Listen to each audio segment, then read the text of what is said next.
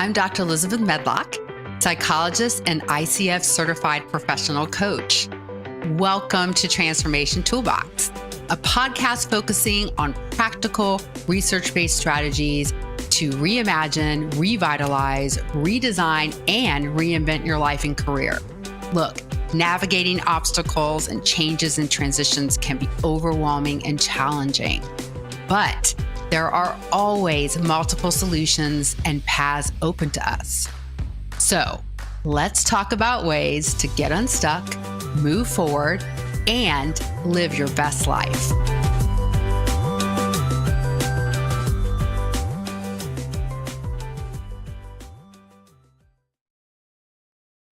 Hi, everyone. Welcome back to Transformation Toolbox. I'm glad that you've joined me today. So, as you know, I begin each podcast with having you take a minute to kind of center yourself, take a couple of deep breaths. It's been a hectic day already. It's 1:00, so a lot of stuff has happened. And today we're going to be talking about procrastination and distraction and how to stop those. So, what I want you to do really quickly as you're breathing is do a technique that's called simply noticing. This is something that I got years ago out of a book called Taming Your Gremlin by Rick Carson. I think it came out in like 2000, maybe. Wow, that's 25 years ago. But it's an activity that I find really works when you're trying to bring yourself back to your body and be very present focused and stop being distracted. So, what I want you to do right now, no matter where you are, even if you're driving, is to take a minute and just look around you, look at your surroundings.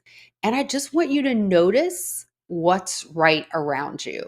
Look to your left, look to your right, look down, pick an object that you see and really examine it for just a minute. Just breathe, pick an object, look at it with like curiosity and interest, and just really notice the shape of the object, the texture of the object, the color, everything about it.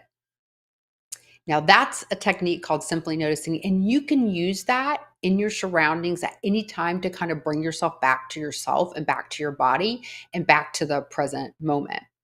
So that's important because today we're going to be really talking about how to minimize distractions, stop distractions, and to stop procrastination.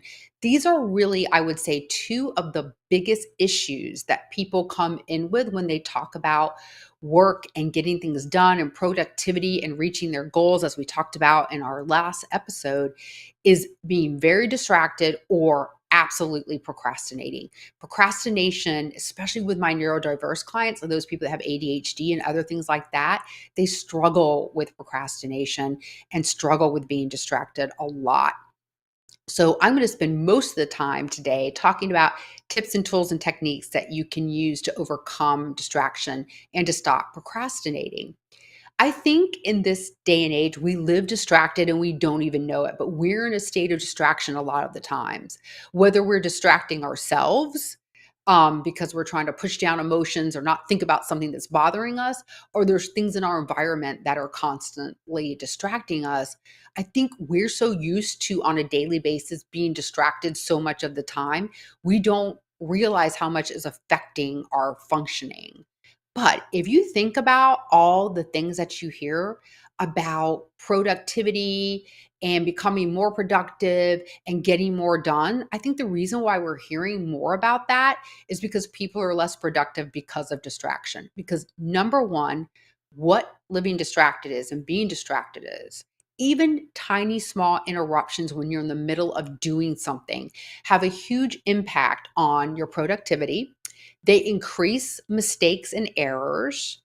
They also mess with your memory encoding. So you're trying to transfer things from short-term memory to long-term memory.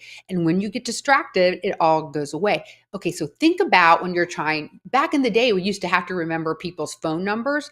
So let's just say, or maybe you have a code that you have to put in, or you are trying to remember a serial number or somebody's phone number. Let's say you're repeating it over and over in your head, which is, how we remember those numbers.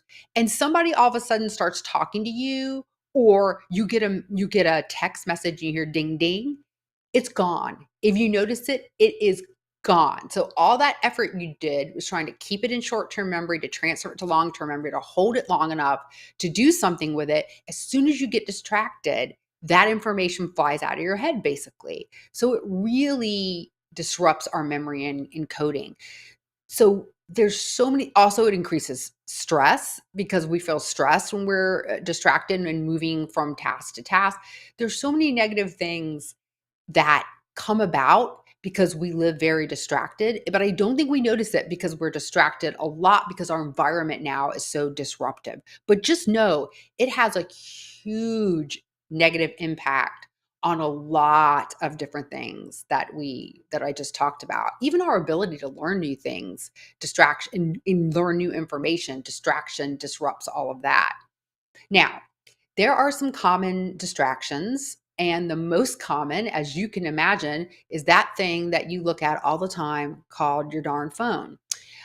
Technology in general, though, is one of the biggest disruptors and distractions that we live with in our environment.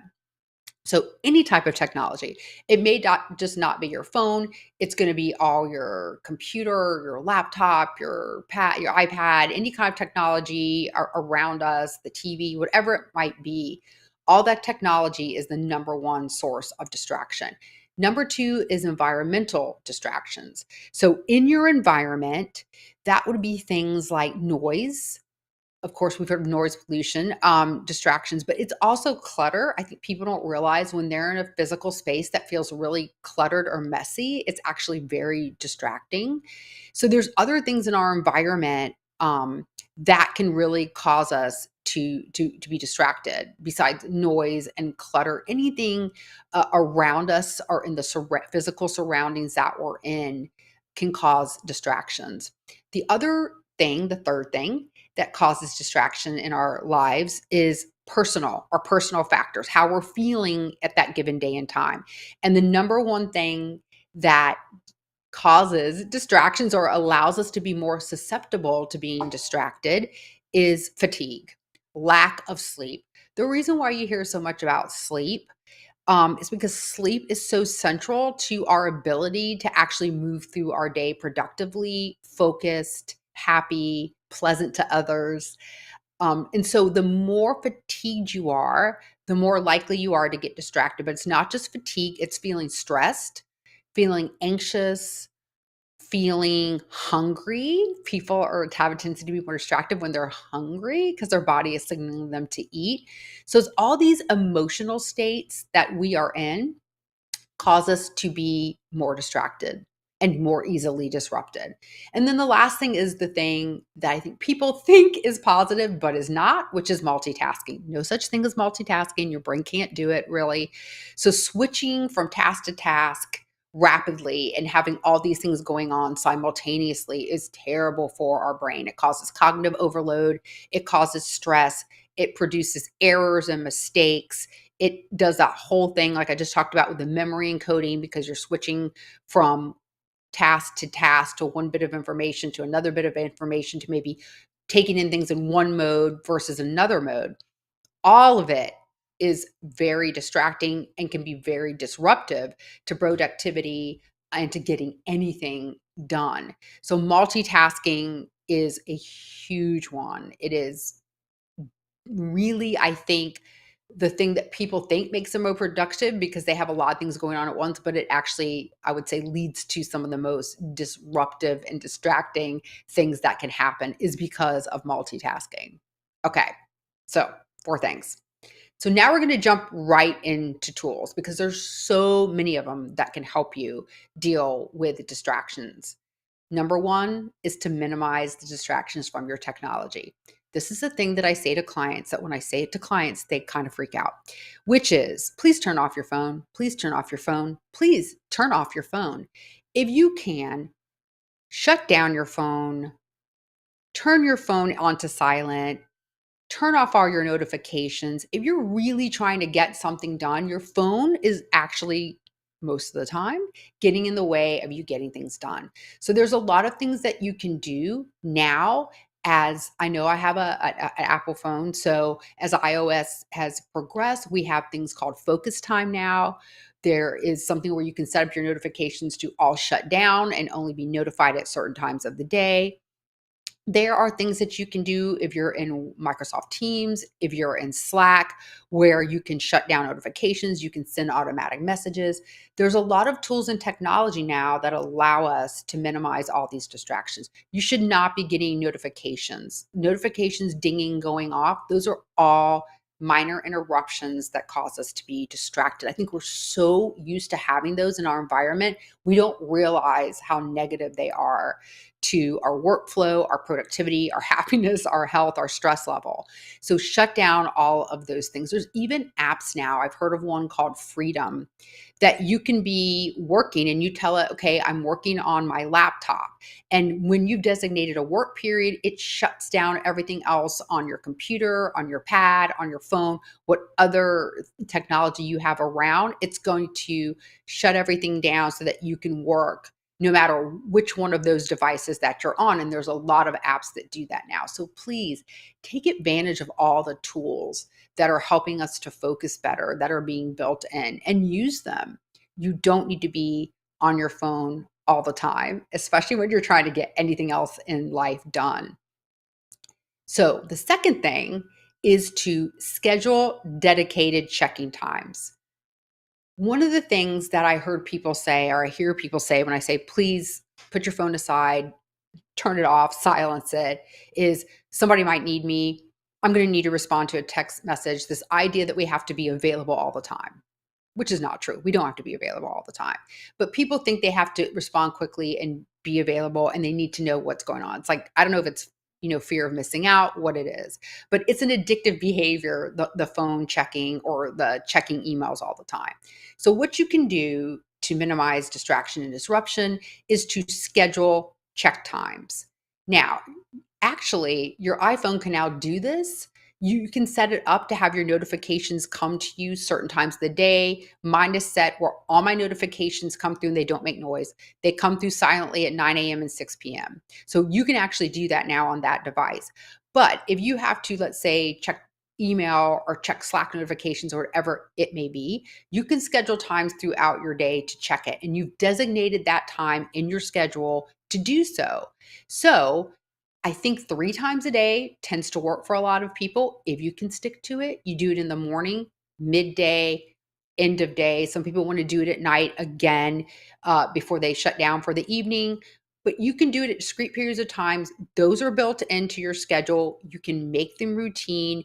And that's the only time that you check your text messages or your email messages, or you may be responding to email during those chunks. So you're segmenting your time to have checking time so that you're not checking all the time. And guess what, folks? You can do it. You can do it. It seems hard, but you can do it. Okay, the next tool I'm going to talk about with you is to set clear goals and intentions for when you work. So when you're going to go in and you're going to try to get something done, whether it's I'm going to the gym and I want to do this many sets of this many weight, or you're going to go clean your bathroom or organize a closet or write a paper, or you're working on a spreadsheet that you have to get done or some calculations, whatever it may be. Before you go in to do that thing, remember we talked about on the last episode setting kind of smaller sub goals. So have an intention and some smaller goals for that specific work period. So you can say in this work period, my goal is to finish X, Y, and Z. So if you set the intention and the expectation up front that this is what I'm going to work on, this is what I'm doing, and this is what I expect to finish in this time period, then you can focus on doing that thing without being distracted, because it's a discrete thing that you've committed to doing for a discrete period of time. And in a minute, we're going to go into kind of the time blocking when we come back from the break. I'll talk about the small periods of time. But the idea is to set the intention and have an idea for what you're working on and what you're doing. I mean, it really can apply to anything in your life. I love to clean closets and be organized. I'm really organized. I don't because I can't see. So I have to be super organized. So it might be like today I'm going to go and I want to clean out all the drawers in this dresser. And in this time period, I'm going to go through 6 drawers, get rid of everything I'm not wearing, and fold the rest of it. So that's what I mean about have an intention and a goal and a sub goal and know what you're doing in that period of time. It makes it more likely that you can focus on that and not on anything else and not be distracted. So we're going to go to our first break. And when we come back from the break, we're going to talk more about tools to minimize distractions. I'll see you in 2 minutes.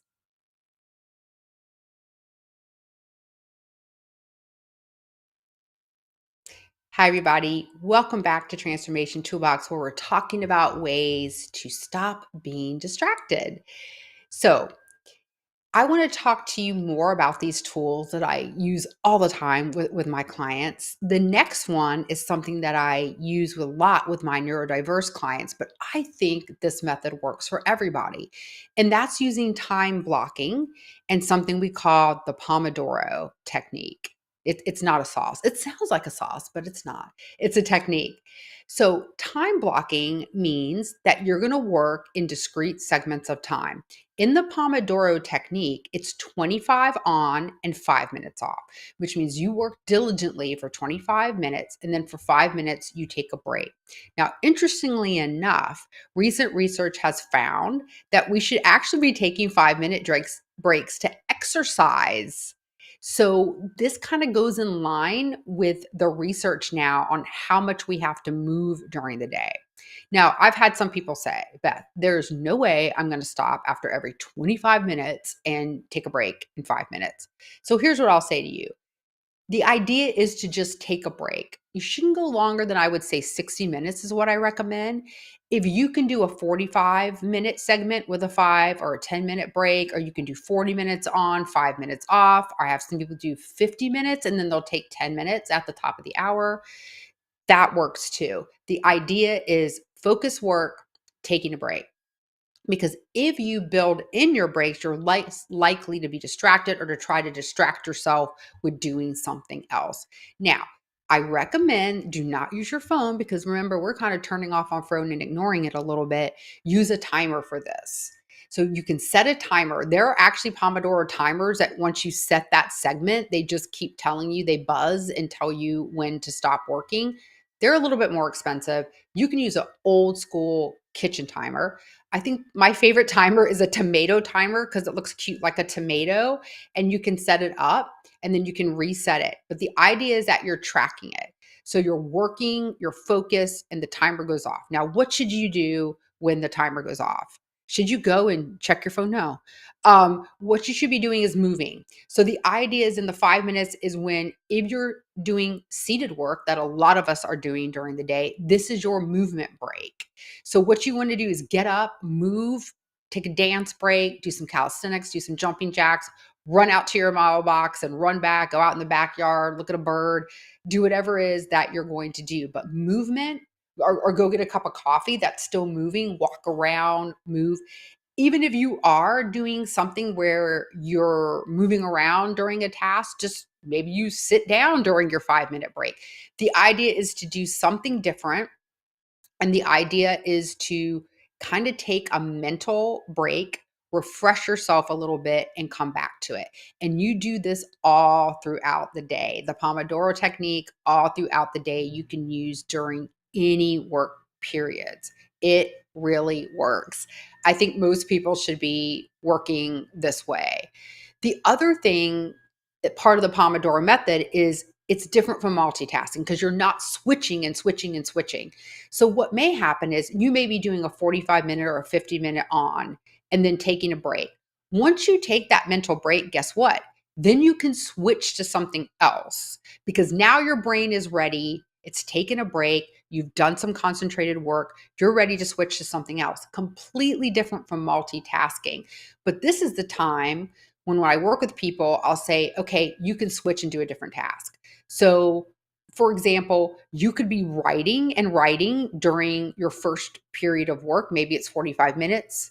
50 minutes, 40 minutes, 30 minutes, you take your break and you go back, and instead of writing, you listen to something, you return phone calls, you do something visual. So you're even changing modalities a little bit so that you're not getting bored. That's very different from multitasking, and you can still be productive doing that because you are taking these breaks and you're using these concentrated periods of time. The other thing that you can do when you do blocks of time on your calendar is you can color code it. What I like for people to do is not do so much digital calendars, but go back to old school daily planners, which I lived and died by my daily planner in the 70s, and not so much in the 70s, but by the 80s. So it's coming kind of back in vogue to use kind of color coded visual daily planners. So you can set up these time blocks, but you can also set up specific time blocks to do the thing like we just talked about. Like, and this time block is when I check all my email and respond. And this time block is when I return phone calls if people talk on the phone. I still think they do. So returning phone calls. Also, you can schedule time blocks for planning, for organization, and for deep thinking, which people, I think, leave off their calendars a lot.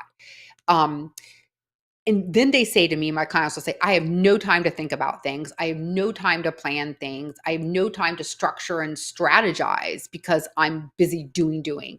So schedule those as part of your time blocks. I like them earlier in the day for most people, better than the end of the day. But whenever your brain is firing a lot, you can have what I call deep focus times. I took a class with an famous, I guess not famous, but a researcher that's written many books about procrastination and distractions. And his deep dive thinking time was big blocks in the morning of what you call deep dive, deep thinking time, where you can really sit down and think about a lot of things. That should be a time block or several time blocks on your schedule. Time for organization. I think we fail a lot of times. People say, I'm so disorganized, things are a mess. We forget to build an organization. As I told you, I'm an obsessive organizer. So I actually block time to keep up with organizing, whether it be my desk or my drawers or my papers, anything. Yes, I do have papers still, some papers, but the kitchen, like I'll go into the kitchen and I have to like,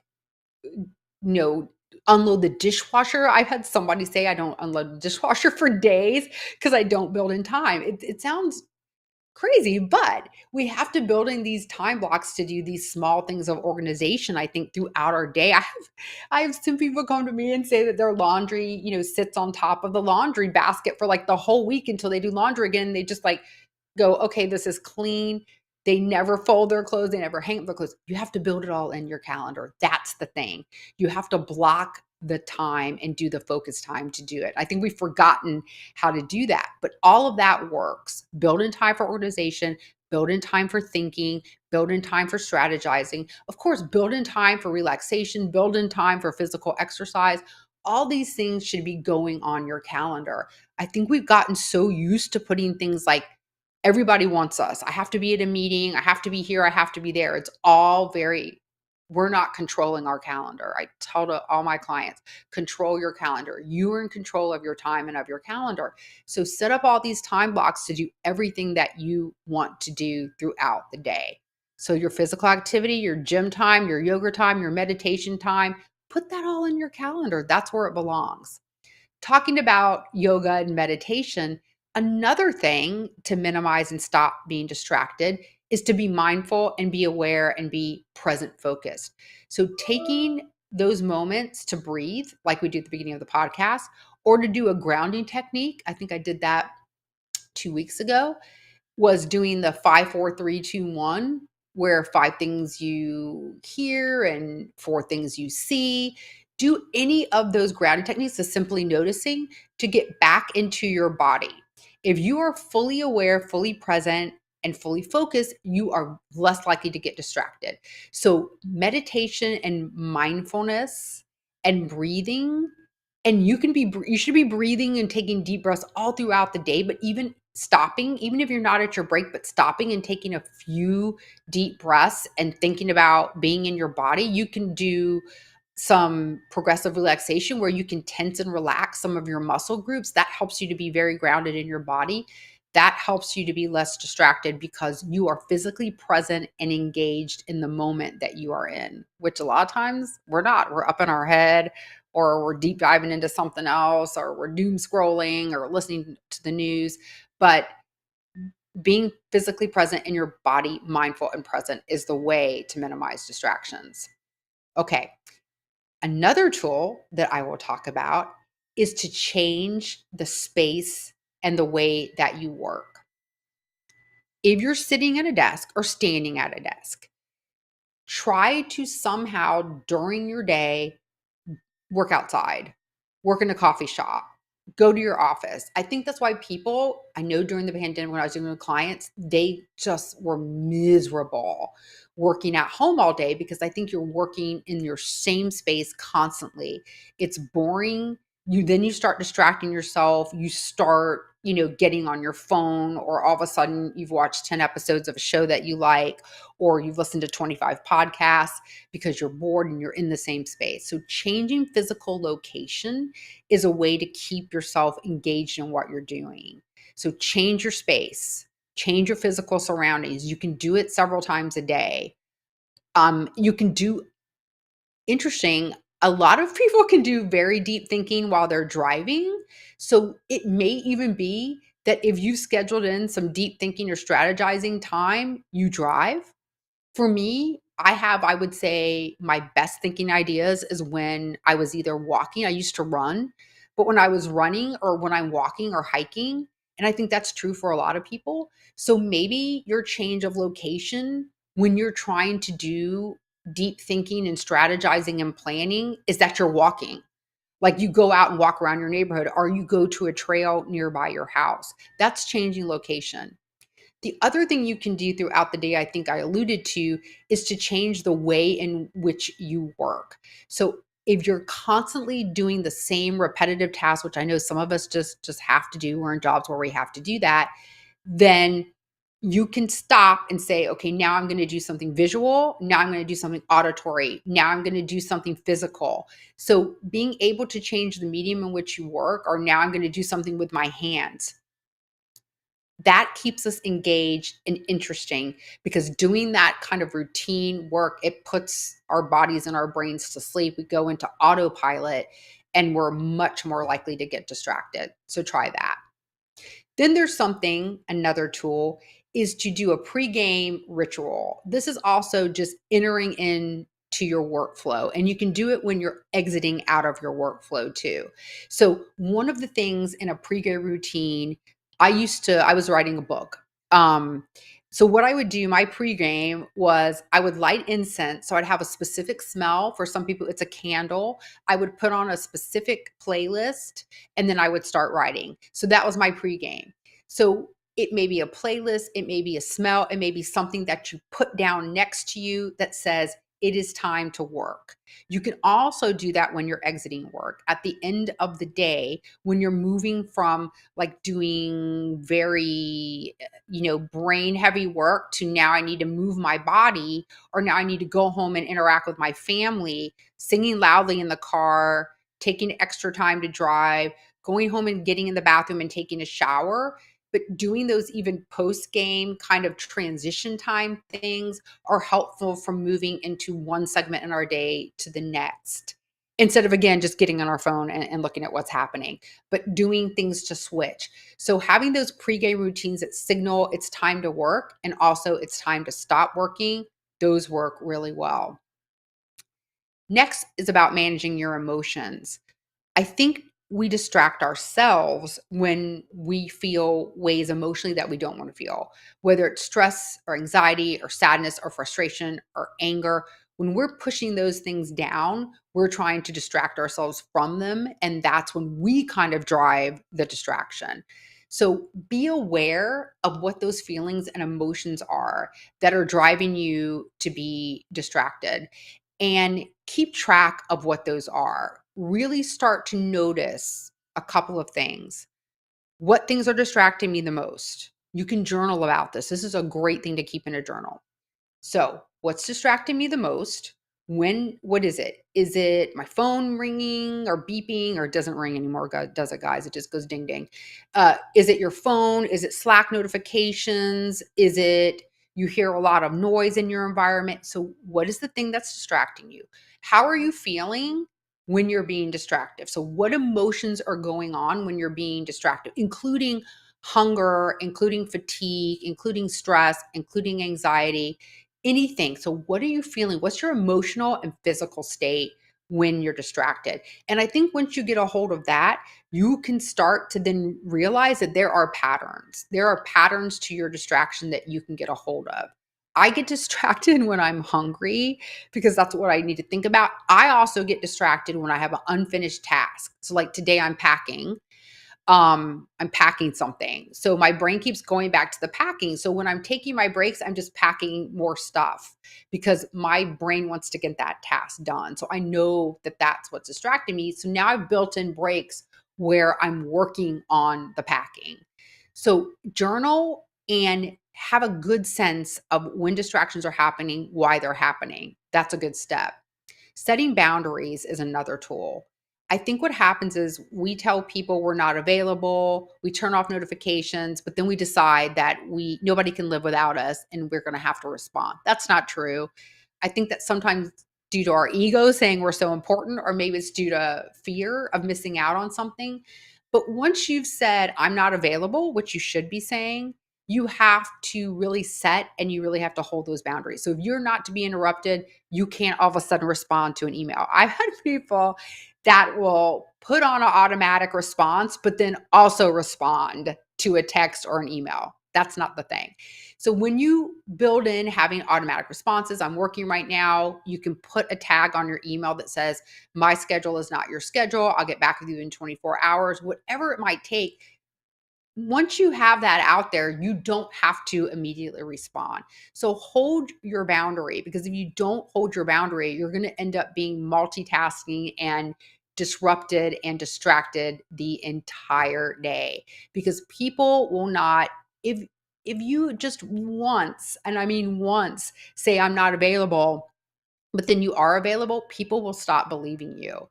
They will interrupt you all the time. You have to set and hold that boundary.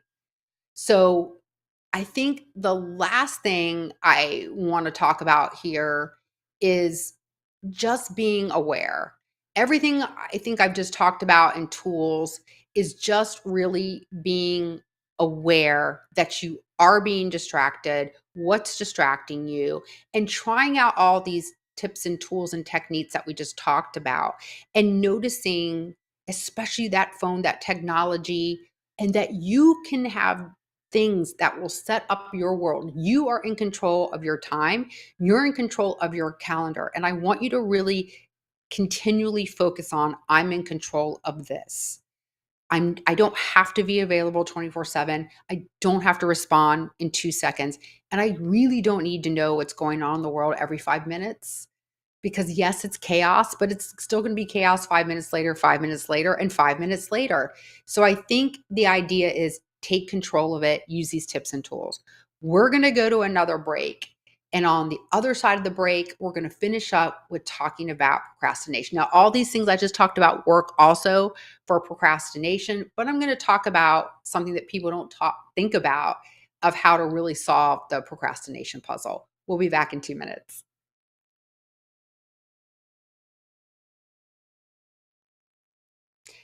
Hi, everyone. Welcome back. We are going to move from talking about distractions to talking about procrastination.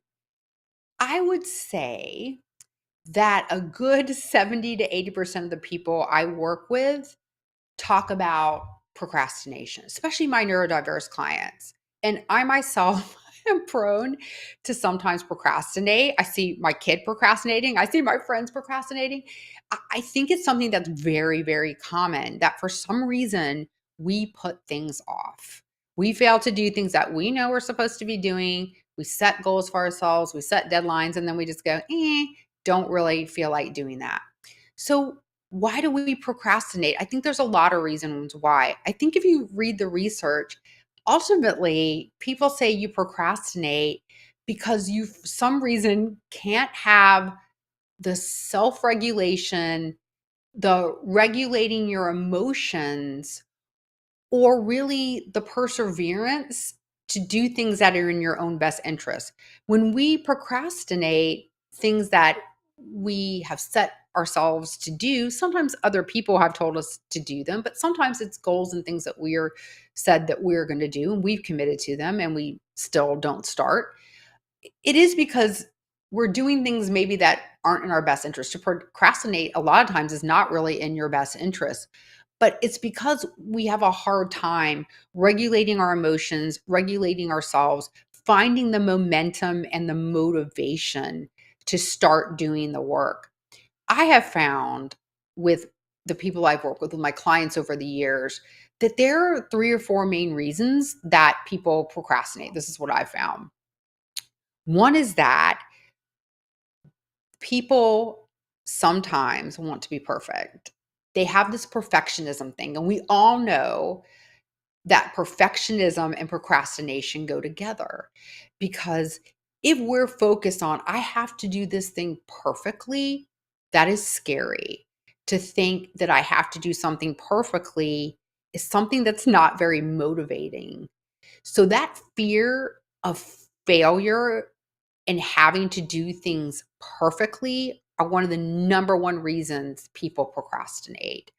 It's that perfectionism. And you can read all types of literature, look at all types of YouTube videos of people that talk about this perfectionism thing that people get into, that needing to be perfect or doing things the very best and the very right way. And the fear of that, because you're so likely to fail in doing that, is what stops people from even starting down that path.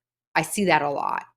Secondly, I see that people believe that the task is going to be hard, take too long, and they just have all these negative perceptions about what this thing is going to be. So I've committed to maybe learning this new thing. Okay, one time I committed to learning the guitar. It didn't work. But it wasn't because of this one. Maybe it was because I thought I really want to learn how to play the guitar, but I did going into it think this is going to take too much work. I'm going to have to build up calluses. I need to cut my nails. I don't really have the time to build up calluses. Um, and I it's just going to be so hard and so time consuming. So I basically psyched myself out of really taking more than a couple of guitar lessons because I already had this expectation, this belief that it was going to be difficult and it was going to take too long. So I find that people procrastinate or they don't even start or they quit very early when that belief is up front, that this is going to be really difficult. This is going to be really challenging, really difficult, and maybe not worth my time. The third thing that people who procrastinate, I find, is that they doubt themselves. It just goes back to straight up, I don't think I have the skill. I don't think I have the capacity. I'm just really doubtful that I am capable of doing this. So yeah, I said I was going to do that thing. I said I was going to write a book. I said I was going to do a podcast. I said that I was going to, learn to do this or run a marathon. But I've decided that I just don't have what it takes. I'm not capable. I can't get it. Kind of goes back to I have this fixed mindset instead of this growth mindset that I'm just never going to get that. So people get riddled with self-doubt and they don't do anything. So they procrastinate. The fourth thing, and I think this is common too, is just it's not a priority. So the things that we don't really enjoy or not super psyched about doing, they get shoved down on our list. And so what I find is that people procrastinate, they never start. They put it off and they put it off because it's just not a priority.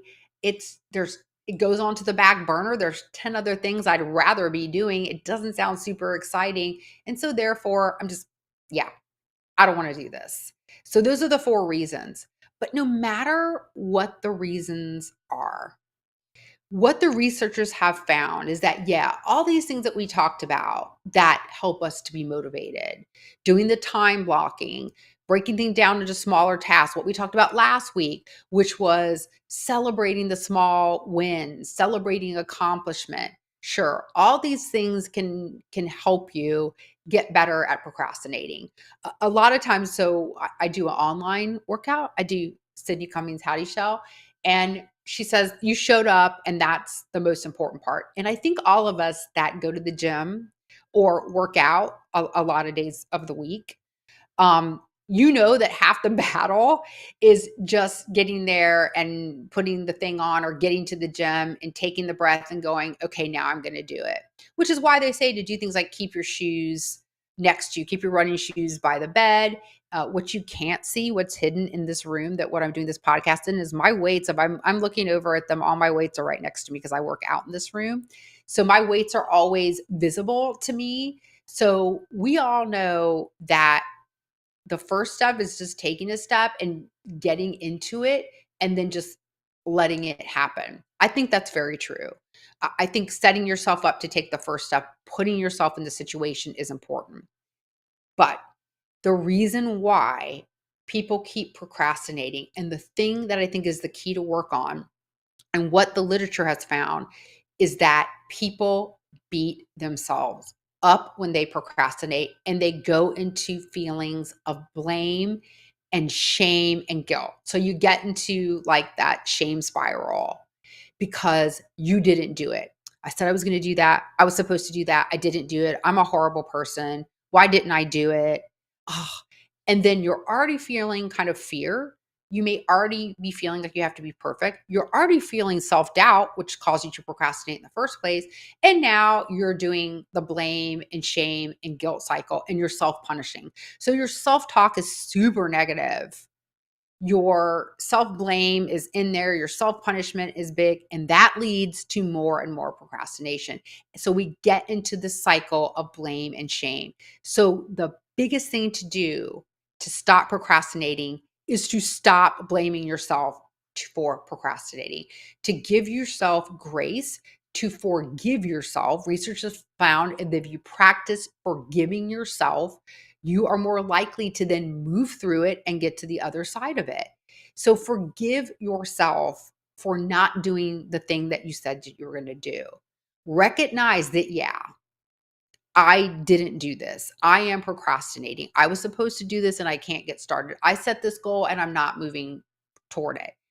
Own the fact that, yeah, it's you. It's not somebody else. It's you. We're talking about taking responsibility. We talked about that last week. If you don't take responsibility for failure, you can't learn from it. So own it and recognize that it doesn't feel so great.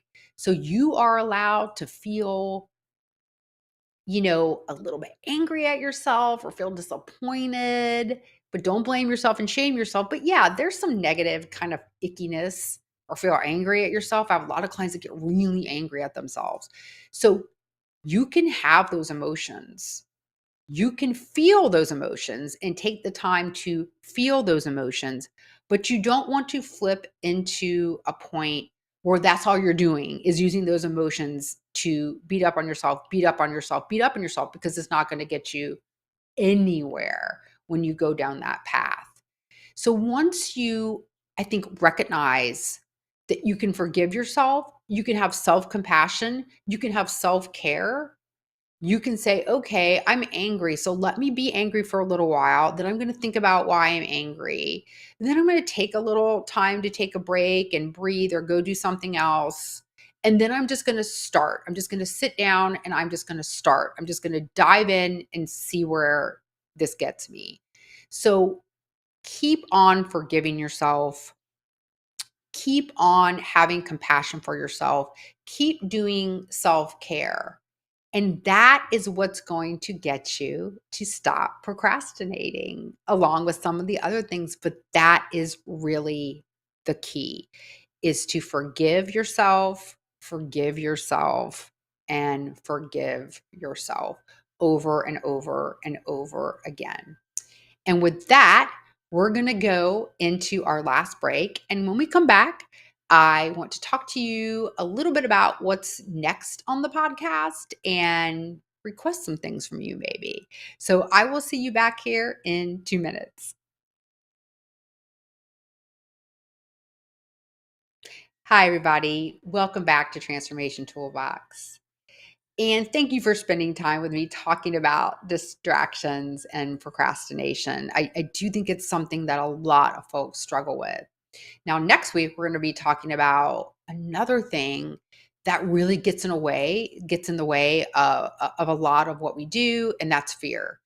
I think it's one of those core things that when I work with people that they talk about is just fear. Fear, anxiety, and worry. So that's going to be the focus next week is to really get a handle on what that fear is, what's it about, what's it coming from, and to be able to move through fear and minimize worry. There's people that spend a lot of time in fear and in worry, and it really becomes a block to their lives, to really doing anything in their lives, to take any risk, to learn anything new, to try anything new. um it becomes paralyzing. So we're going to spend some time next week talking about that. So I think at the end of this podcast today, what I want to do is to ask you to help me. One of the things we've been through now the PERMA model, and we've talked about distractions, and we've talked about um, procrastination, and we're going to be talking about fear. I have a ton of topics that I can speak on. When I first started thinking about the podcast, I sat down and I ended up thinking about 60 different things. But I want to hear from you.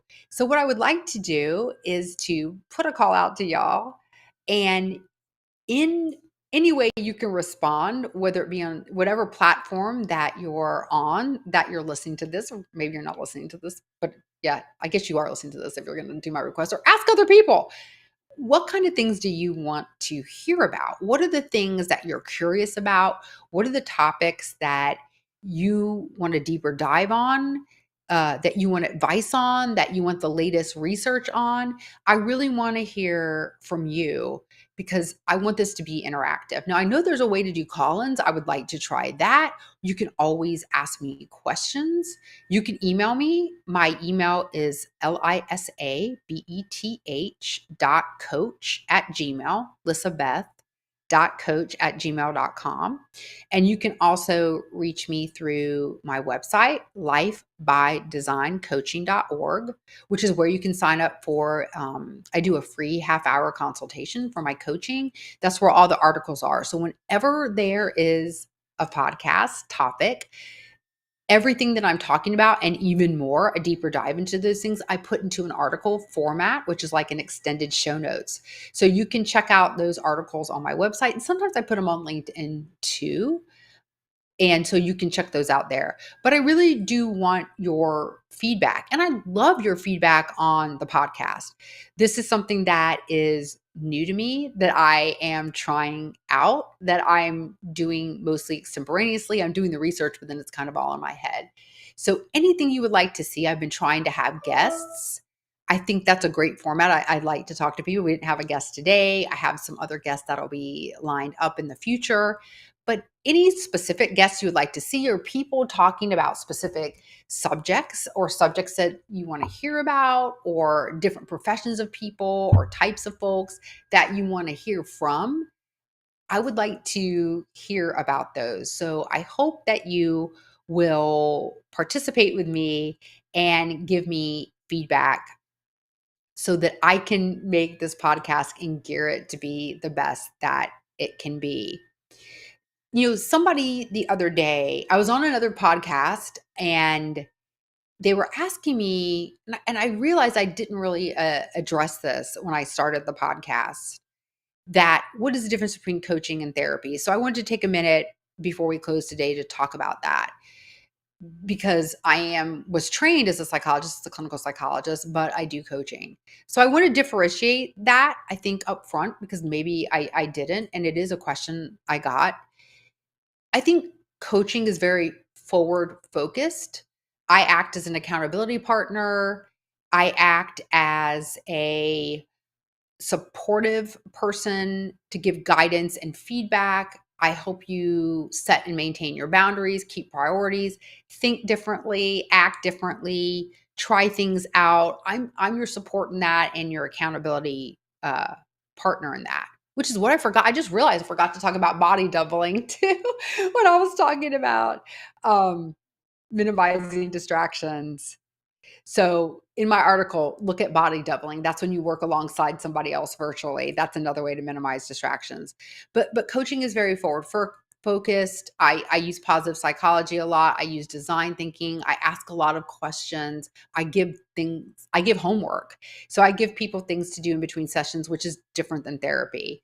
Therapy is really kind of working out deep-seated things. You may talk about your past ways you've approached things, past behaviors, behavioral patterns, talk about family of origin, belief systems, all of those things, and kind of delving in. I think it's kind of working through things, traumatic experiences, deep-seated behavioral patterns that you can't really get a hold of. Those are all therapy issues. So there's a definite line between therapy and coaching. And I think it is something that people get confused about.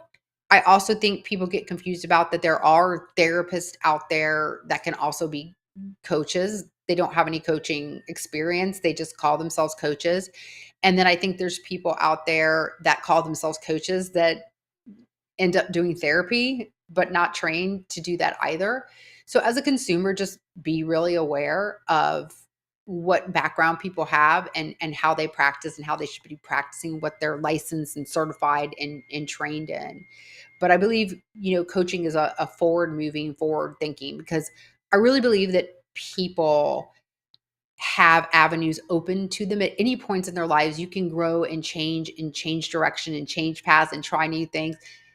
Heck, I'm trying this and I'm in my late 50s and this isn't the end. I'm going to be trying new things over and over and over again. So I come from a place where people are inherently good and well-meaning and have a lot of things that they can do, want to do, should be doing. I like challenging and people to think about things differently. And that's really what coaching is all about. And I was asked on that podcast, do you think who's coaching for? And I say coaching is for everyone, really. If you think about it, people in sports, can you imagine like a team not having a coach, or, there's coaches all over the place. And so people that are doing life and life transition and career coaching as I do, I think it is just that supportive partner, that accountability partner, that person that's kind of coming along with you for the ride and helping you to be the best version of yourself and helping you to think differently and giving you the feedback and the support that you need. We talked about that last week when we were talking about accomplishing, having those people around you that can give you feedback, that can give you support, that can not only hold you accountable, but point out when you're doing great things, because I don't think we give ourselves enough credit when we're doing great things. We're not great at reinforcing ourselves. I talked about this last week too. We tend to focus on the negative. There's negativity bias. But I think what a coach can also do is say, hey, you're doing a great job at this. This is a great thing that you did. This is awesome that you tried that new thing. Hey, so what? It didn't go so great. Hey, what about that? What about this? Can you think about 10 ways you can do this? Okay, which one are you willing to try this week? So I think it is about encouraging people to step forward and to be the best version of themselves that they can be. So I wanted to take time before we moved into our next series of podcasts to kind of differentiate between coaching and therapy. So with that, I want to thank you for listening to me for this whole hour and just me without a guest. I know it's a lot of talking from my end. And next week, we'll be talking about fear and worry. I think it's a huge thing. So we'll be diving deep into that. And I want to hear from you. I'm really serious. I'm so open to everything. You can tell me you don't like my hair, and I would really, that's cool. You can tell me anything. I'm at that point in my life and at that age when I'm really open. I'm open to changing. I'm open to feedback. So I would love to hear from you, to get feedback about what I'm doing, to get ideas about topics, and I will listen. I'm not set in my ways about anything. I'm pretty flexible and adaptive. So I want to thank you in advance for helping me out with that. And please remember to subscribe and like. And if you like it, tell your friends that you like it, that you like Transformation Toolbox. I appreciate you doing that. And before we get together again next week, I want to remind you to be good for yourself, to yourself, be good to yourself, be in service to others, and to fight for the things that you care about. And with that, we'll end the podcast. And please join me next week. Same channel, 1 o'clock Wednesdays for Transformation Toolbox. See you next week, everybody. Thank you for spending this hour with me, Dr. Elizabeth Medlock, on Transformation Toolbox, where we explore ways to reimagine, revitalize, redesign, and reinvent your life and career. Join me every Wednesday at 1 p.m. Eastern on Bold Brave TV, powered by B2 Studios.